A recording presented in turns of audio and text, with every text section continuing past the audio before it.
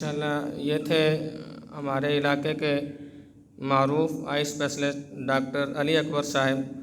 اس course کے حوالے سے اپنے خیالات کا اظہار فرما رہے تھے۔ اللہ رب العزت جزائے خیر عطا فرمائے۔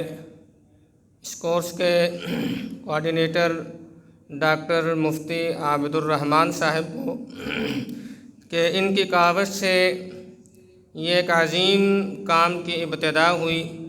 اللہ رب العزت ان کی عمر کے اندر ان کے عمل میں برکت عطا فرمائے، اور جس کام کو جس کاج کو لے کر یہ چلے ہیں، اللہ تعالیٰ قدم قدم کے اوپر ان کی نصرت فرمائے، ان کی رہنمائی فرمائے۔ اب اس کورس کے حوالے سے اپنے خیالات کا اظہار کرنے کے لیے دعوت دوں گا جناب حافظ خالد صاحب۔ حافظ خالد صاحب تشریف لائیں اور کورس کے حوالے سے اپنے خیالات کا اظہار فرمائیں۔ الحمدللہ رب العالمین۔ سب سے پہلے سب ساتھیوں کا السلام علیکم ورحمۃ اللہ وبرکاتہ۔ الحمدللہ اللہ پاک کا بہت احسان ہوا، کرم ہوا، شکر ہوا کہ اللہ رب العزت نے ہمیں یہ کورس مکمل کرنے کی توفیق عطا فرمائی۔ اس میں سب سے پہلے بہت زیادہ شکر گزار ہوں مفتی عابد الرحمن صاحب کا اور اس مسجد کی انتظامیہ کا، جنہوں نے اس کورس کو انعقاد کرنے میں کوشش کی، اور مفتی صاحب نے بہت زیادہ محنت اور کوشش سے ہمیں بنیادی چیزیں سکھائیں۔ اور اس میں جو سب سے بنیادی بات میں اپنے تجربے کی بات بتاتا ہوں کہ نماز تو جتنی عمر ابھی تک ہوئی 30-32 سال نماز پڑھی، لیکن اس کا اتنا زیادہ اب محسوس ہوتا ہے کہ فائدہ نہیں ہوا تھا۔ جب سے یہ نماز کا ترجمہ سیکھا، اس کورس میں آئے، بیٹھے، ہم نے وقت لگایا، ٹائم لگایا اور محنت کی، اور خاص طور پہ اس نماز کا ترجمہ سیکھنے سے نماز میں مزہ آنے لگا، اور نماز کو سمجھ کے پڑھنے میں اب پتہ لگنے لگا کہ نماز ہماری کیا ہے، ہم اللہ سے کیا مانگتے ہیں۔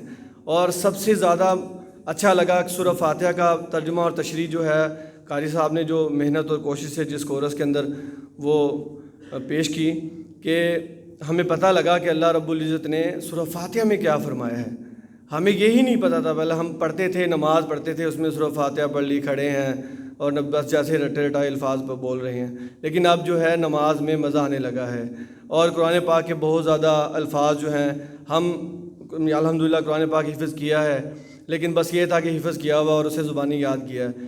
اب الحمدللہ جب ہم پڑھتے ہیں تو محسوس ہوتا ہے کچھ الفاظ کا ترجمہ ہم اب خود بھی کر سکتے ہیں، اور جو کچھ آیات، کچھ صورتیں ہیں، ان کا ترجمہ سکھایا گیا ہمیں، اور کورس میں ہمیں بنیادی چیزیں بتائی گئیں۔